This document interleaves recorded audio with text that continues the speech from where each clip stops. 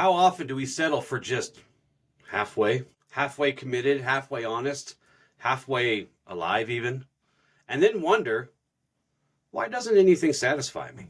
These are the questions we're going to answer today. I'm Justin Gates, your host, and my co-host today, as always, is Michael.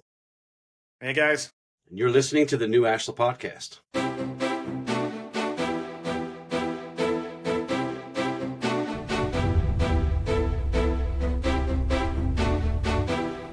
We have a good show today. They're all good. We have a great show today. It's a topic I've been wanting to touch upon. I wanted to do it a while back, but all these other things we just kept putting these other things that were kind of coming at us, right? And we were trying to keep up with things. But this is a show probably of all, like most of my pet peeves rolled into one. So it might be interesting, Michael. Oh, I'm already bracing for it. There's a lot of gold just going through these notes. Oh, well, it's something that I always do with not just my students, but people in my life when they come half stepping. I like to say, don't come half stepping this way. You turn your ass around and you come back with a do or do not, right? I've told you before, don't half ass it, Michael. You either do it and you're like, well, I'm trying. Well, that whole do or do not, there is no try. What that's saying is don't bring half measures, right? Doesn't mean don't try, because we all try and we fail and we get back up and we try again. That's not, it's probably bad wording, but what he was saying there was don't half step. Yeah. Don't half step. So we see these half measures everywhere and we all do them. I do them. About a year ago, I had like 13 half-written books in my, remember I was talking to you about this. It was probably, well, maybe not a year ago, but towards the end of last year and at the beginning of this year, I went through and I literally just, where I had like 13 files of everything, and I had all these half-written books and stuff, and I was half assing it really bad. And I said, so what I do, I went through and I cleaned everything out, and I would read each file and say yes or no. If it was a yes, then I finished it. If it was a no, went right in the trash can. Yeah. Well, I think when it comes to this thing, we are so driven for efficiency. Psychologically, we want to find the easiest path we can go with things. And so often it's like we start building something because we have that dopamine, we have that drive kicking in whenever we start something new. And as soon as that starts to tucker out, it's really hard for us to meet ourselves halfway because now we actually have to try. Now we have to motivate ourselves, and we can't rely on the excitement of something to help us pursue forward. I know I was guilty of this for most of my life. Is I would have all these things I would halfway start, and then I would just tucker out, and it's like, I'm not going to do that. Yeah. But these half measures hold us down. And when we hold back, that holds us down. So, my question is to everyone today, how often do you move through life only doing things half committed? And this could be committed to your dreams, or committed to your relationships, or committed to your work, or committed to a goal, right? And I would wager that probably most of us, this is something we talk about. We talked about this before when you were talking about New Year's resolutions. Right? Yeah. Just like, there was a really bad stat that was like literally within weeks, just a couple of weeks, like what was it, like just a big chunk of people just fall off of those. Yeah, I think it's by the first month, 90% of people fail on their New Year's resolutions. Crazy. That's crazy. But, when we do half measures, and when you start to look at this in your life, you'll start to see you're doing everything half, like half truths, just not showing up completely. And that's what we're going to get into today. And we're going to touch upon different areas. We're going to touch upon our spiritual practices, relationships, goal setting, and seeing those through. So I would say that for a lot of us, these half measures come from a place of fear. Like fear of failure, or fear of rejection, or fear of not just failure, but fear of success too, which is ironic, right? Fear of taking full responsibility for ourselves and for the things that we say we're going to do. And these half measures, they do feel safe, It's an illusion, but they chain us to being mediocre, don't Yeah. Well, it's like the comfort zone, right? All these things, especially like relationships. I think back to when I was going through my rough relationship, and I slowly started canceling on friends who would make plans to the point I stopped making plans because it'd be these half commitments. I wouldn't follow through on what I was saying I was going to do. And not only does that impact the relationship, but it impacts our self esteem. Yeah. And it's just like, there's so many areas in our life where we don't even realize it because, again, we crave efficiency. So, I mean, it's like, how many of you guys listening go to work and you might have been driven, ready to go, wanting to learn everything you could when you got there. And then after 6 months, a year, you start sort of just doing the bare minimum, getting by because you feel like you're not going to Yeah. actually accomplish anything or raise the ranks. You just sort of get complacent. Yeah. You start to muddle, which brings me to the axiom that's going to anchor this episode today. Those who muddle through life will never understand it. Knowledge, wisdom, and enlightenment come only from a disciplined and contemplative mind. This axiom is a mirror, and let's hold this mirror up to this modern tendency toward distraction and half-hearted effort. I think that's part of it, being distracted. I get distracted a lot, and I really have to turn up the discipline sometimes, To muddle through life means to live reactively also, though. Because if we're not responding and we're just reacting, every little thing that floats in, every little problem that happens, you and I were talking about some fun things that are happening in our personal lives and in the personal lives of some of our loved ones. And it's just like everything was fine and then this thing blew in. So, but we can't react to that. We have to respond. Because when we react to everything, when we're just muddling, think of it like just drifting without a paddle, without any kind of direction. You're just, something catches your attention for a minute, but then it's gone because there's the next thing and the next thing and the next thing. And every time we move without intention, we chase things without clarity, without purpose. We speak without being present. We listening, we hear, but we don't listen. We're just creating dissonance and noise instead of harmony. So this axiom tells us that the disciplined and contemplative mind represents a full measure of our being, integrity, wholeness, right? It doesn't mean perfection, as I always like to say. It means presence over perfection. Say it with me. Yeah. Presence over perfection, right? It means slowing down long enough to breathe, to think, to feel wisely, and choose deliberately. Make that deliberate choice. What's the next course of action? And I won't get into this, but you and I just had a conversation before we sat down and record, and that's kind of what we talked about. You and I both, we need to make sure we're pausing and we're calibrating and we're making our choices deliberately based on the things we can control. So this is where wisdom grows.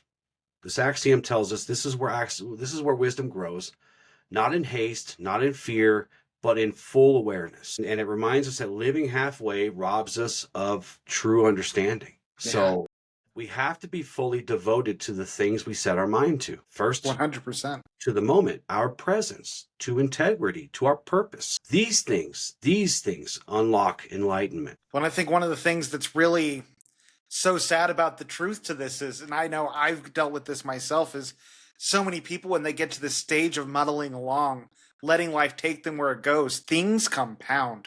You start neglecting here, and the next thing you know, you're alone. You got things burning around you, and you don't even know where to start putting out the fires, and you knew that fire was starting. But yeah, it's a dangerous game to play when you allow life to dictate the terms of when you have to act. Yeah. So let's talk about the agreements that are going to anchor this episode. We have the axiom. Let's talk about the agreements. Responsibility is the first one. Well, responsibility, this is the responsibility to our lives, to our authenticity, to our nobility is the word that comes to mind, but that's not what I'm looking for. Our values. Mm-hmm. It is up to us to show up for ourselves and for those around us consistently and effectively. Half measures are a form of avoidance, aren't they? Yeah. And we can't be responsible for avoiding everything, or we're trying to avoid everything. Because if we commit only partially to something, we do our best to avoid the full responsibility of not just our power, but of our influence. And this agreement calls us, of course, responsibility calls us to meet life head on, call it out, face it, right? To Yeah. own our choices, to own our energy, to gracefully and graciously accept the consequences of the things we do. So this is how we honor our power as co-creators to this existence. What about courage? I think courage is one of the most important ones for this because, again, as you muddle through life, as you muddle through different things in your life, your comfort zone shrinks, and it takes courage. If you let that shrink too much, it takes courage and dedication to break free, to start taking the action you have been refusing to up until this point, and to show up consistently. You know, there are days where we do this podcast and it's like we've had a rough day going on, but you know what? We have the courage to show up and do our best and give our best selves to the show. And that is courage. Yeah. And to each other. Yeah.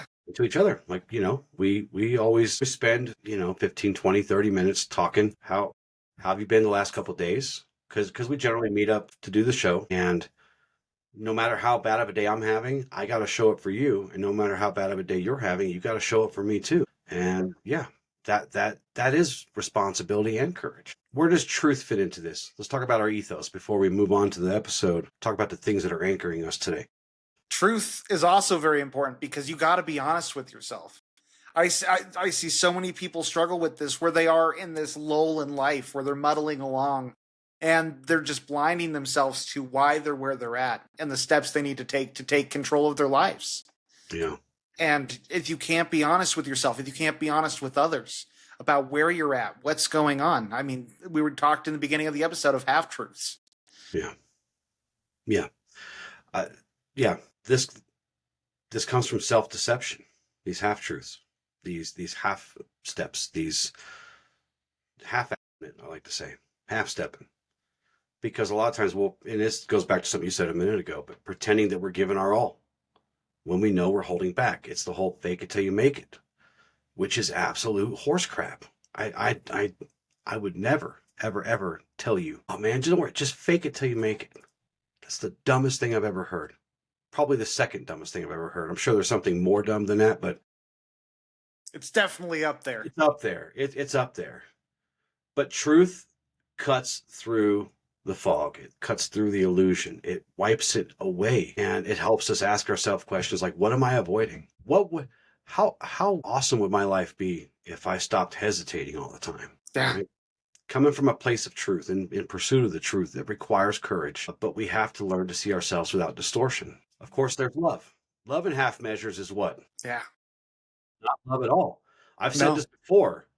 You either love somebody or you don't. Truly. If you can't accept a person that you love without condition, then do you actually love them? That's a bold question, and I ask it all the time. But I truly mean, if I tell you that I love you, you better believe with all your heart that I actually mean it, because I don't place any kind of conditions on that. I don't love perfect people, because there are no perfect people. So if I love someone, it's fully.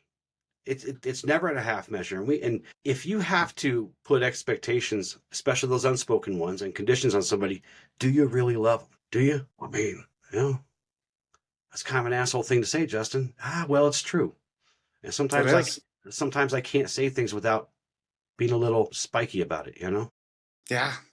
One thing I got to add to this, and it kind of ties into the ethos, is people beginning in relationships. I see a lot of people who have these insecurities that pop up when they first start dating. And there's this refusal to be vulnerable or to push beyond their comfort zones. And they wonder why they can't find someone, why they're constantly hitting the same wall they've always hit without stopping and realizing that wall is there. Is it a fear of commitment? Is it a fear of vulnerability? Is it a fear of intimacy? Is it attachment disguised as care? Yeah. True love asks for wholeness, never for protection or for perfection. When we love people fully, and that is including ourselves, we dissolve that illusion of separation. So we have to do it fully. Integrity, of course, is literally the antidote to this show today, half measures, because we can't be half a person. We can't be segregated. We can't be disconnected. We have to be whole. We have to have integrity, right? And No kind of power on earth, whether it's spiritual, mental, physical, none of those can flow through cracked and fractured and separated channels. They can't. They can't. So the teaching here today is clear. Half measures are a thief of your growth, a thief of your connection, a thief of your integrity. They cost us clarity. They cost us connection. They cost us power. And, the light cannot fill a vessel that's only halfway open, Michael, right? So let's move on to our first segment today. The first thing we're going to talk about is a trap. The segment's not a trap, but we're going to talk about a trap. The trap of haste. The trap of haste and impatience. Oh boy. Now, this is something that every single one of us, when we start something new, when we start a new path, when we start a new job, when we start a new relationship, man, we want to get to the good stuff. We want to get there. We want to feel good because it's awesome to feel good, to get that dopamine and all that hitting and all those synapses firing and everything. Your nervous system feels, invincible. Yeah.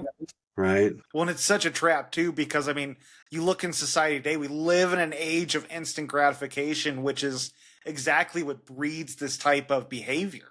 It's like I can either work really hard for a long period of time and feel good about the work I'm doing, or I can feel good right now by putting on a television show or having that drink. And it's such an easy trap because, again, our minds are constantly looking for efficiency. And the efficiency to feel good, it's easy to fall into that trap and become a slave to it. Yeah. Because that's the world we live in.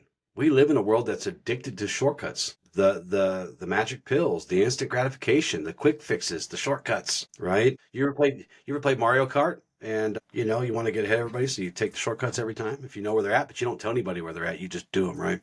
Deal. We all want that.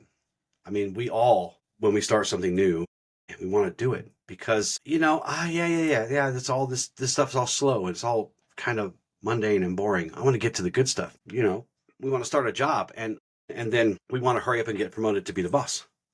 Just things don't work that way. Because when we move in haste like this, when we hurry the process, or we try to force the process, we try to block the flow and redirect it into what we think is best, we skip out in depth. We don't actually get deep. We start cutting corners. We start avoiding discipline, and we settle. Yes, we settle for kind of this surface level gratification. And it's a trap because it feels like we're moving, right? We're still moving. It feels like it feels like movement, but really it's shallow. And what happens to trees with shallow roots, Michael? They don't grow. They don't grow very well, and they fall at the slightest wind. The first hard thing that comes at you, it's going to knock you over. So we have to learn to want things without trying to skip the important stuff. Even if we don't think it's important, we have to have trust. We have to have faith. Because when we want results without process, transformation without discipline, or wisdom without contemplation and retrospection, none of that stuff lasts. You're building a temple on shifting sands. Yeah. When you see it so often, it's why purpose is so important, but no one has purpose. And the reason for that is none of them have spent enough time with themselves to find that. To start building that momentum, we need to live for more than ourselves. And often we're usually motivated by, if I start this business, I'll make a lot of money. Let me get into a relationship so I can feel love. Right. And it's missing all the important stuff that really makes that a foundational thing in life. Yeah. And our path of Ashla is not about speed. I've said this many times, and I will continue to say it because people will arrive when they arrive in their own time, in their due time. It's not a race, right? Our path is about alignment, period. Presence, alignment. It's about moving with clarity. It's about moving with intention and balance. And we talk about patience a lot, and it's important to kind of remind everyone that patience is never wasted time. It feels like it, but it's not wasted. You're flexing a muscle. You're strengthening that very important system in your path. Think of them as, instead of wasted time, think of it as an investment, right? In something that will last once you get there. So, we can want speed and we can want instant answers and instant healing and instant success, and we can want all that all we want to. But impatience blinds us to the truth that all growth unfolds in its own time. Every spiritual path, not just ours, every theological path, every relationship, every transformation, every bit of alchemy that we try to perform will unfold in its own time. Oh, that's so well said. What's that Stoic quote Which one? about the fig? If you About ask for a fig, you must first let it grow, then you must let it bear fruit, then you must let it ripen. Yeah. Or if you're like Jesus, you just curse the damn tree because you're like, I'm hungry, and Yeah. you shouldn't do that. But so when we feel that urgency to fix it now, what are we going to do, Michael? We're going to pause. Yeah. Pause. And we're going to, okay. Let me do that. I got to do that another 20 times because this is just all over me, right? And sometimes it takes that. Sometimes it takes that, right? And ask yourself, am I moving from fear or from faith? All these F words. There's some good F words and some bad F words. Faith is a good one. So, and the difference between this question, am I moving from fear or am I moving because of fear or am I moving because of faith? The difference in that answer will determine whether you're building something that's lasting or something that is fleeting. Another F word, fleeting. So the axiom that kind of ties us into this segment, what is done in haste will perish. What is done with patience will endure. The demand for immediate progress will produce slow results. And it's spot on. I don't even need to explain that one. It's spot on. We have to, this is kind of a lesson in spiritual physics. I don't even know if that's a thing, but I'm making it up as we go. Here we go. You ready? Hit me. Collapses potential, and all things work in cycles. Talk about this a lot. Everything's in a cycle, right? Even the bad stuff. That rumination could be bad cycle. Planting and nurturing and harvesting, these cycles that we're in. When we try to force things by being impatient and being hasty, that interrupts those cycles. And it replaces that natural ebb and flow with friction. And what happens when things start banging into each other? Then it creates more problems, right? So again, true progress is not measured by at which the speed we do them, but in our intention, in our presence, In our consistency. Again, patience is not passive. It is trust in divine timing. So when you find yourself forcing outcomes or wanting to them or demanding quick results, magic pills, remember this: what grows slowly lasts long. What grows, think of a tree. The biggest trees you can think of, they take some forever. There are trees that have been around for 10 years that are barely taller than me, and it's going to take them another 100 years to be really big and strong. So just because it takes you a long time to do something, that doesn't mean you're failing. It doesn't mean that you're falling behind. You are just unfolding at the pace you were meant to, so that things in front of you can be moved out of your way so that you can continue growing. It's like I mentioned the neurochemistry earlier. Have patience with yourself as you cultivate patience. I know when we first started my training, patience was one of the areas that I struggled with most. I just wanted to be healed. I wanted to be done with all the pain, all the bull crap going on inside of me. And you had to constantly remind me that patience is what I needed to work through this, because without that, anything I did was just going to be built on sand. Yes. And sand tilts and it moves and it shifts. That's why we don't build things on sand. At least we don't build things that are meant to last a lifetime. I would never build a house on sand.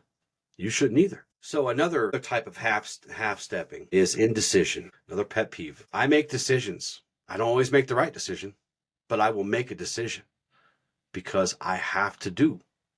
Can't just half-step it, right? Well, I think this ties into self-trust.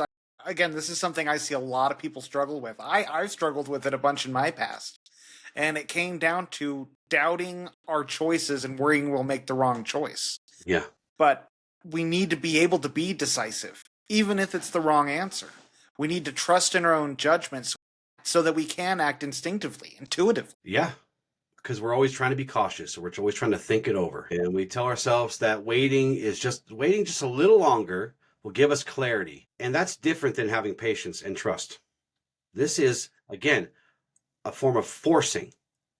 Now we're trying to force ourselves to wait for an outcome that we wanted or that we are expecting. And this is where we don't make decisions because that thing never happens. It never comes because we cannot force everything. So, and agonizing about something and not acting, it might feel safer. We say, well, I'll take the middle road. That's not balance. When we talk about balance and harmony, we're not actually talking about sitting on the fence about things. We have to choose. We have to choose our path, our side sometimes. This traps us. And it's a really costly half measure, right? It's a really costly one because it actually consumes time and energy. And because, let me ask you this. Have you ever put off making a decision only to think about that decision you haven't made over and over and over again? Right? And what's worse is you'll start rehearsing scenarios. You'll replay it, and then you'll try a new thing, and you'll cycle through these what ifs, and you burn the mental fuel, but you never go anywhere. You don't go anywhere like that. And then you fall into some rumination, and now you're second guessing the fact that you didn't decide. So it's not like, ruminating about a decision you made, right? That's making a decision and not standing by it, despite the consequences. But this is even worse. You're ruminating about a decision you actually didn't make, right? Well, and I think you brought up a really important point with this. I mean, it is the lack thereof action. And I see so many people I've worked with personally where they know what they want, whether that's connection, whether that's a better job, whether that's a better relationship or a relationship. And it's like you're not going to find any of those things sitting on your couch wondering when will be the right time to act. Mm-hmm. I tell all of them, the right time to act is right now. Yes. And even if it doesn't work out, at least you got the momentum going. At least you know that job that you didn't get was not the job for you. Right. But you can't keep idealizing what you want and not take any action to get it. Because I was one of those people too. I would have all these great ideas and I wouldn't act on any of them. Like, you know what? Like, let me wait till my finances are in a better spot. Let me wait till I don't have this drama going on in my life. And I'd always have some excuse on why I couldn't act on my visions or my dreams. And often it's exactly that. It is just excuses we tell ourselves to avoid the discomfort of action. Because the magic you're looking for is in the work you are avoiding. That's right. That's right. That's a Michaelism. And because while you're hesitating, you do lose out on opportunities. You do weaken your relationships. And that moment to act fades away. A knight knows when to act and when to step away. That's the goal, is to get yourself to a point where it's effortless to make a decision. Yes, no, here, there. But you're always choosing. You're always choosing, and you're graciously and gratefully accepting the consequences because you have trust in yourself. And you have trust that you made the best decision you can. Again, this is not about making the perfect decision. It's about making the decision. And now when we agonize endlessly over and over, but never decide, we go from that field of potentiality, like I'm fond of saying, into that void. We become prisoners of that. Every door, and this, you get what you give, right? So if you're always half and everything, all your doors of opportunities will be half open. You might be able to see through them. That'd be really cool, but you can't walk through because they're not all the way open. Because you're not equivalent exchange. Right, equivalent exchange, exactly. So the axiom that ties into this segment is agonizing over a situation to resolution provides limited gain and comfort. The price you pay long-term for not letting go can be great. This endless mental circling over and over and over and over again does not lead you to peace, does it? Oh, it's so self-destructive. I mean, again, a lot of this has to do, again, with the comfort zone. And the smaller our comfort zone is, the louder our inner critic is. And it's just like when we let life cave in around us, we feel helpless and trapped, and it becomes harder and harder to take those actions. Yeah. The path of Ashla calls us to clarity and courage here. Decisions will never guarantee perfection, because we don't even know what that is, because we've never seen a perfect person. We've never seen a perfect choice or perfect decision. And it doesn't matter. But they will guarantee progress. Action begets progress, right? So think about every unmade decision and how much weight that carries. Think about every time you avoided a choice, what was the cost of that? You know, we're called to courage here, not in absence of fear, but the willingness to move through it with grace. When in doubt, just remember this: the light cannot guide what refuses to move. Let go, decide, make a choice, and then let the light of creation carry you where you will be, based on whatever it is and based on the consequences of that. But remember, nothing is bad if we consider it a teacher. Right. What I think an important thing for anyone listening is like, if you are someone who is struggling with this, someone who is stuck in that comfort zone trap, don't go for elaborate big actions. Don't make your goal to start a business. If you've been stuck in your comfort zone for so long, make it small steps. Make it, I'm going to go out there and try to talk to people about the business I'm interested in. I'm going to go to an event that is geared towards what I'm interested in building. You got to take manageable steps that can help you build that self-trust, because self-trust erodes over time the more we do this. So we have to take consistent small steps to slowly rebuild. Now, I threw a little bonus in here that you didn't see on your notes. I don't think anyway. Let's talk about Justin's biggest pet peeve. Can you guess what my biggest pet peeve is? Have I ever said it to you before? I don't think you have. Passive aggressiveness. Yeah. I can't stand passive aggressiveness, because what that says, when someone's being passive aggressive to me, that's a half measure. And what they're saying to me is, I don't trust you enough to believe that you're going to react properly to what I'm going to do or say, or to something I need to say, right? Passive aggressiveness is the language of these half measures. It is the language that half measure speaks, right? Because you're speaking without speaking. You're not owning your actions. And instead of just directly expressing truth, you're trying to navigate it in such a bizarre way where you're sidestepping it. You're dropping your little hints, or, it could be, and in a relationship, it could be withdrawing affection. We talked about this on the narcissist show that just hit today. But you are driving people crazy with this. Stop. Be direct. And why do we do this? Because, of course, it makes us feel safe.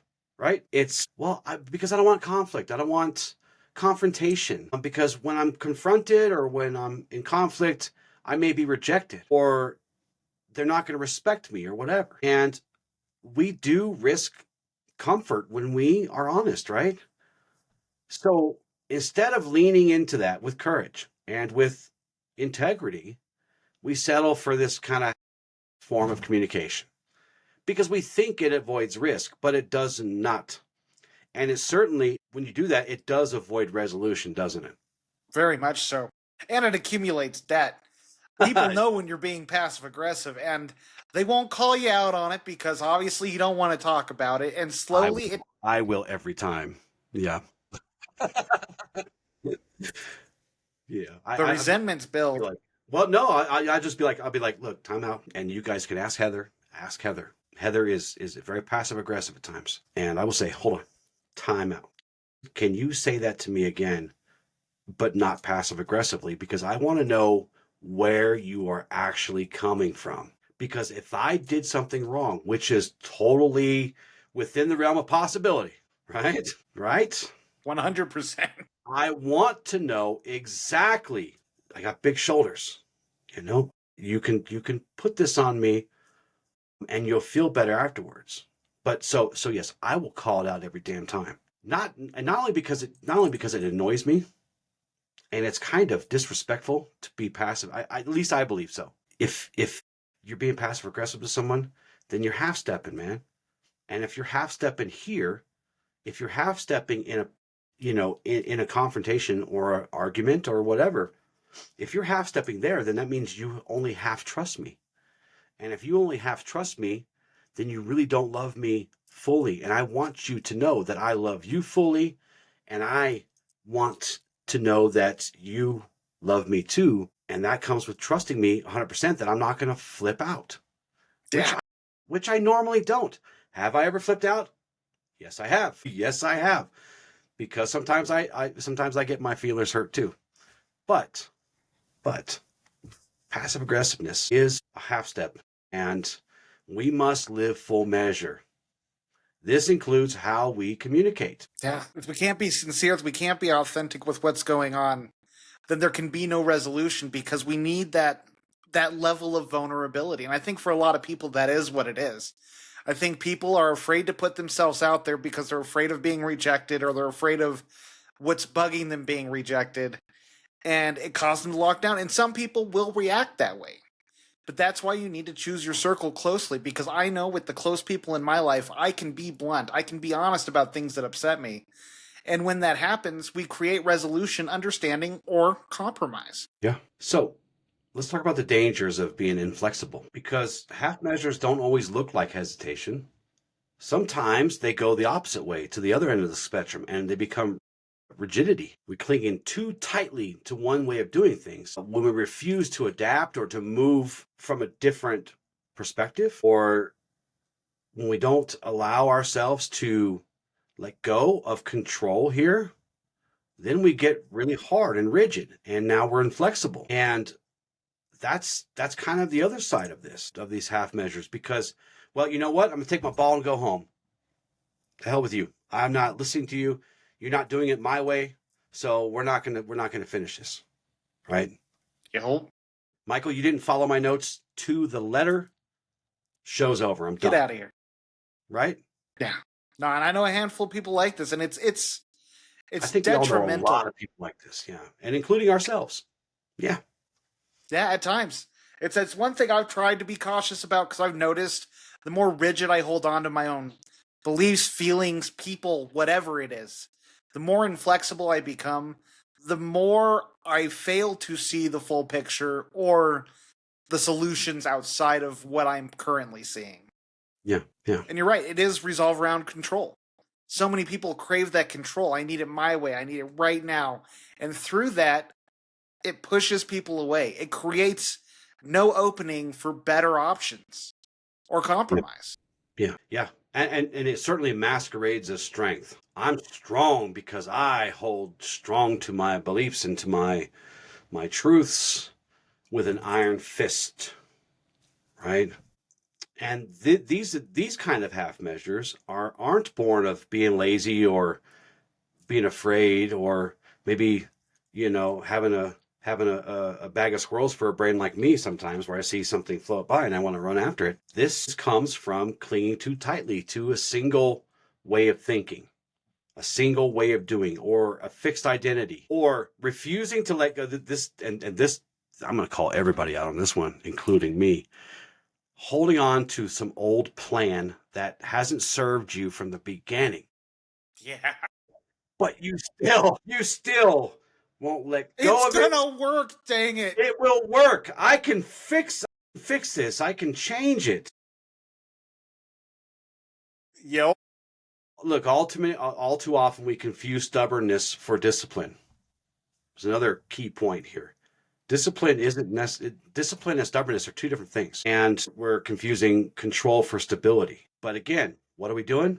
We're ignoring and not trusting in that natural evolution, in that natural flow. Danger is everywhere. Axiom of light. Danger is everywhere. Manifesting an inflexible attitude lends a hand to destruction. Life is movement, Mike. Life is action. Life is in cycles, but they're always moving. And this axiom teaches us that safety is not found in that rigidity. It's found in that adaptability, the wisdom of knowing when to bend and when to sway, right? Yeah. Well, it's like, I mean, one of the greatest weaknesses I see within people is so many people, and myself included, it's all about being aware and figuring out where these are in our lives. But when we define ourselves, when we decide to say we are a certain way, so many people become so rigid in trying to rewrite that narrative. It's that whole restoring, right? I mean, it's, again, I see it in the dating scene a lot, where there's a lot of guys who struggle with putting themselves out there and being assertive in dating. And it's like, they just, I have trauma, I have insecurity, I'm not going to put myself out there, I'm just going to be rejected. And it's like, stop telling yourself that. Yes, you probably will be rejected more times than not. Right. But the more you do it, the more you're going to learn how to go about it. You can't keep trying to be the same person and expect different results. Yeah. Growth requires flexibility, period. It does.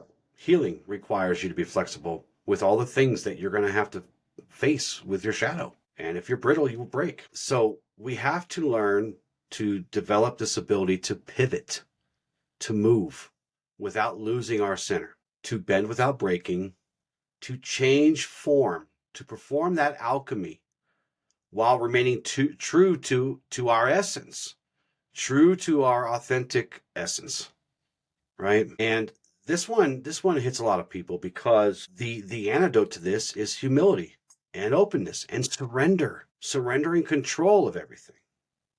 That's what makes it difficult. So when to trust the unknown. Yes, we have to learn to not be afraid of the unknown first. You got to stop being afraid of the dark, right? You got to stop being afraid of the things you can't actually see.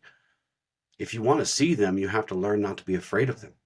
Ask yourself, where am I clinging? Where am I clinging because of fear? What beliefs, identities, or old plans that we all think are going to work someday am I holding on to so tightly that I've stopped growing and evolving? A lot of people will say flexibility is a weakness. It's not. It is wisdom. It is wisdom. I'll never forget asking you about, and I forget what the topic we were talking about was, but you started going into why being grass is more important than being a tree. Because when you're a tree, if storms come, you'll bend, you'll break. But if you're grass, you can flow this way and that. You can adapt with the seasons, the times. Yeah. And it's so true about life, because the more you allow yourself to be flexible, to grow, to be adventurous, the more you can experience, the more you can learn, not just about life, but about yourself. Yeah. And sometimes it's important to be a tree when we're standing for something, when we're standing in front of someone who is in harm's way. But there are times where we must be reeds. We must bend. Yeah, trees can withstand storms, but grass is around forever. Even when it dies, it still endures. Yeah. Right? So let's circle back to responsibility and integrity real quick, just to kind of start to come back full circle here. Because we are responsible for others. We have a sphere of influence. People look up to us. I don't care who you are. Somebody watches you and emulates you. Doesn't matter how big or small that sphere of influence is, we all have it. So these half steps, these half measures don't just affect us personally, especially when we have the responsibility of being influential to people as leaders or parents, as teachers or friends or brothers and sisters, right? The impact of our choices always extend outside of ourselves too. So when those who look to us for guidance receive only kind of half our effort or half of our attention, and we're not being sort of looking for, and we're not being whole, when we don't have any integrity, that harm multiplies beyond us, and then maybe to somebody that they have influence over, and so on and so forth, right? Good stuff multiplies, but so does bad stuff. So leadership requires full engagement. It does. No half measures there. Parenting requires your presence, not allowing yourself to be distracted all the time. Teaching demands clarity. Michael, how many times did you say, oh, man, I don't get what you're saying. I don't get what you mean. Yeah. And it's like, okay, how about this? And if that didn't take, how about this? And there were times where I just couldn't figure out a way to help you see. So then I would say to you, Michael, if you were teaching this to me, tell me what you would say to me. And in that, I then find a way to deliver the lesson back to you, right? But you have to be present, wholly present. You have to be not distracted, not, I feel cool because I'm your teacher. So that feels cool, you know? Well, it is cool because Michael's a cool student to have, but it's not cool being a teacher. Or at least that can't be your motivation. I mean, when it comes to showing up, we have to be able to, because I think another key point to this is it's not just being able to be there, to sit there, to be able to give your full self in this conversation, but it's to speak from a place of experience. Yes. And I think so many people get so wrapped up in their own understandings, their own readings, their own knowledge, without having any actual wisdom to give. Because the true way to change people's lives is to be an example, Hmm. not just a sounding board that's constantly trying to give solutions without any experience. Right. Um, it's also important that you understand that no matter what level of influence you have over somebody, or how many you do have influence over, it is a sacred thing. You have sacred trust. When you hold power, you must also hold responsibility, period. Because it's a double edged sword here, too. Half measures in these roles don't just limit our growth or theirs, but ours too. These things ripple out and then back again. That's just a way of things. Because this influence isn't about authority or control. It's about stewardship. Sometimes we have to tend to those who've been placed in front of us, who've been placed in our care, who've been placed in our trust. And if we do this half-heartedly, if we're not teaching without passion, listening without focus, or leading without compassion, and all these other beautiful poetic things I can say, we actually start to create harm through neglect. We must not be neglectful in our duties. If we can't do this fully and bring our best every time, which again will look different. Sometimes I can't bring you 80%, Michael. Sometimes I bring you 120 and you're like, whoa, whoa, whoa, whoa, whoa. But other times I'm like, Michael, I only got like 40%, bro. So this is my best today, right? We have to be honest. We have to be compassionate. We have to be truthful. A position of influence is a position of responsibility. Axiom of light. Good one, too, because it's the truth. So often people in a position of influence don't care about anything but the control they have with that influence. But with the power of with you're in a position of influence, you can truly create the most amazing change, not just for yourself but for others. You can empower them. Yeah, right.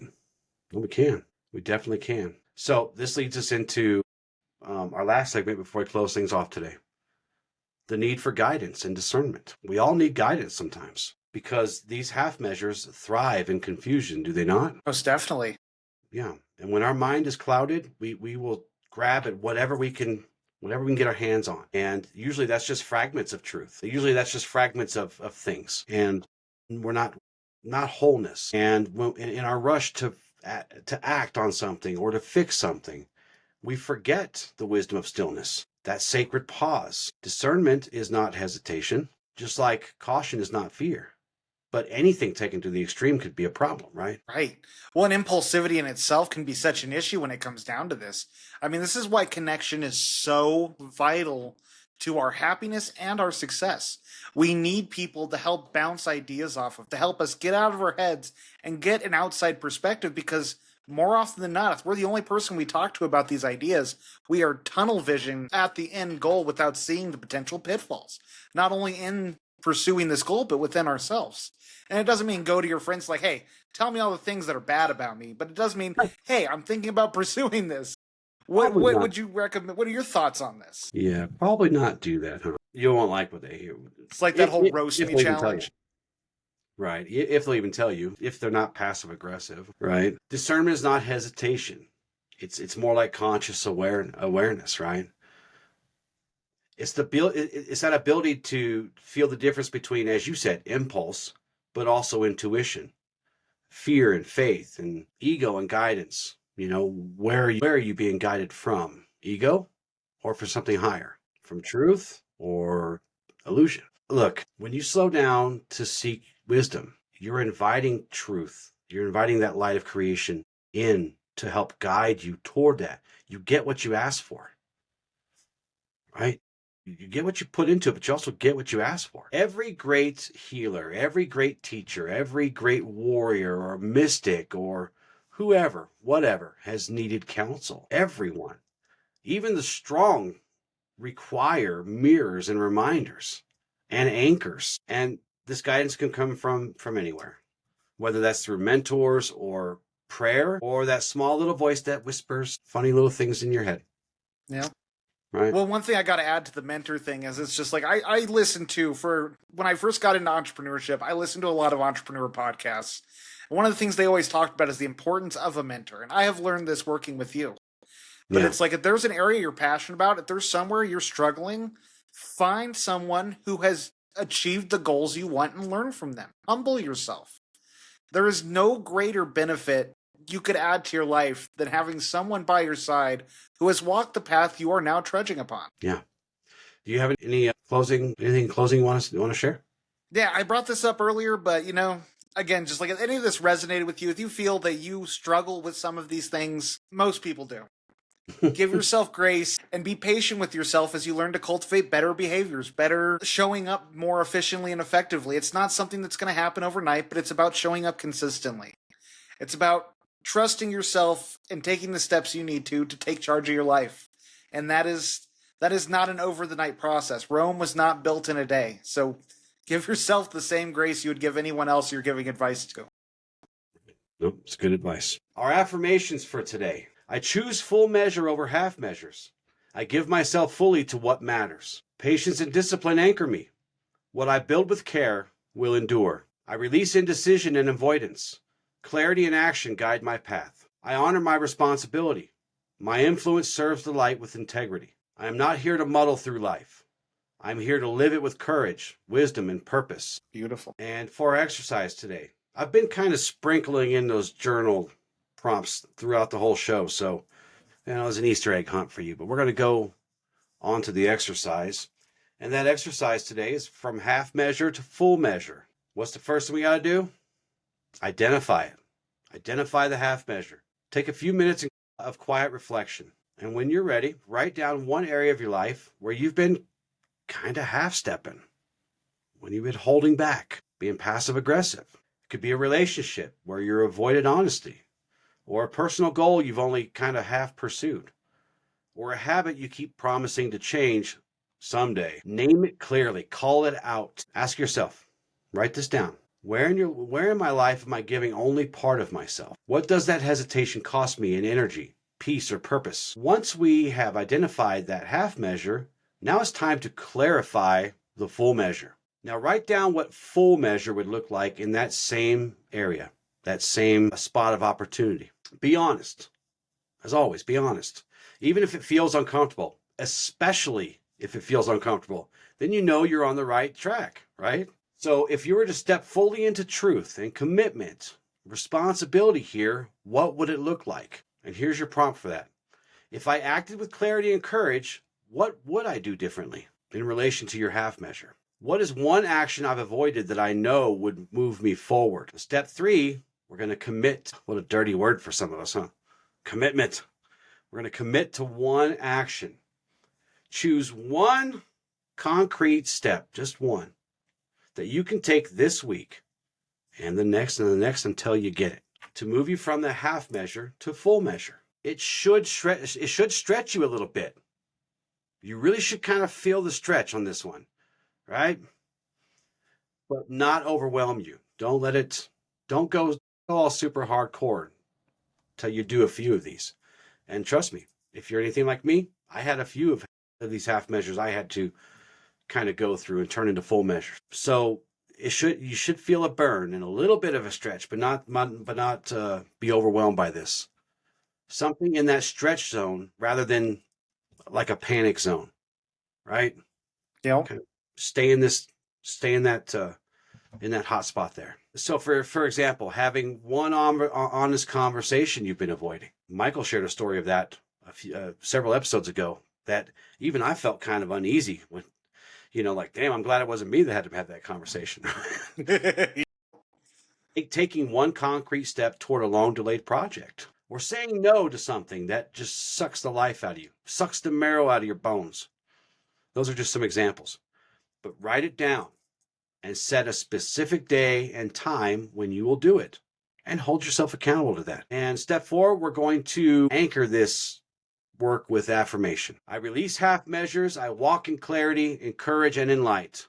What I begin, I commit to fully. Say that 1 billion times if you need to. Well, this is such a powerful exercise because it really does highlight, again, it's like if you want to start a business, don't make your goal to go run out, get LLC, and go get your first customer. All right, what is one small actionable step within that's just slightly outside of your comfort zone? What is that one thing that'll stretch you a little bit to show up differently? So we've talked about today half measures. We've talked about the cost of half measures, where they show up in haste, indecision, rigidity, avoidance, and even in the way we misuse patience or neglect. So to live fully means to commit fully. And that doesn't mean whatever that is, to anything, to all things, to everything, to truth, to growth, whatever it is. Because if we don't, if anything less than that, we're going to feel divided.